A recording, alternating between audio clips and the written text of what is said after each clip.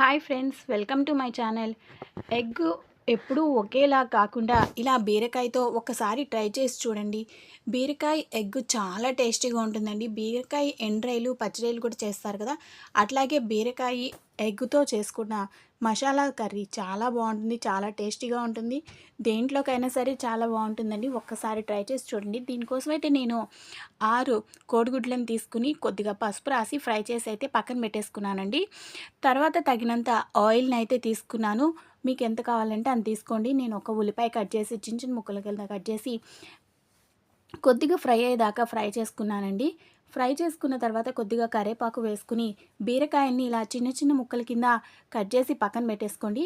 దాన్నైతే ఉల్లిపాయ మగ్గిపోయినాక బీరకాయ ముక్కల్ని వేసేసేయండి. పైన తొక్కు తీసేసి చిన్న చిన్న ముక్కల కింద కట్ చేసి పెట్టుకోండి. మొత్తం అయితే మనం కలర్ పెట్టేసుకోవాలి. తగినంత కొద్దిగా పసుపు వేసుకుని తగినంత ఉప్పు వేసుకోండి. కొద్దిగా అల్లం వెల్లుల్లి పేస్ట్ వేసుకుని తగినంత కారం అయితే వేసుకోండి. నేను 1½ స్పూన్ అయితే కారం వేశాను.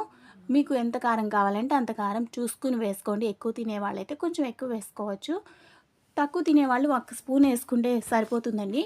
తర్వాత ఎగ్స్ వేసేసి మొత్తం కలిపేసుకుని కొద్దిగా వాటర్ వేసి అయితే కలిపేసి మూత పెట్టేసి కొంచెం సేపు అయితే దగ్గర పడేలాగా బాయిల్ అయ్యేటట్టు పెట్టుకోండి.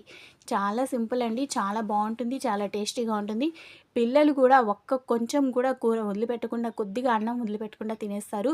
ప్లీజ్ లైక్ చేసి సబ్స్క్రైబ్ చేయండి. చూసి వెళ్ళిపోతున్నారు కానీ ఎవరు సబ్స్క్రైబ్ చేయడం లేదు. ఇలా మంచిగా ఉడుకుతుందండి. చాలా బాగుంటుంది, చాలా టేస్టీగా ఉంటుంది. ట్రై చేసి చూడండి. ఎలా ఉందో మీ అభిప్రాయాలు నాకు కామెంట్ రూపంలో తెలపండి. ఈ కర్రీని మీరు ఎప్పుడైనా ట్రై చేశారా అది కూడా నాకు చెప్పండి. కూర దగ్గర పడిపోయినాక కొద్దిగా కొత్తిమీర వేయండి. చాలా టేస్టీగా ఉంటుంది. లాస్ట్లో ఇష్టం లేని వాళ్ళు అవసరం లేదు.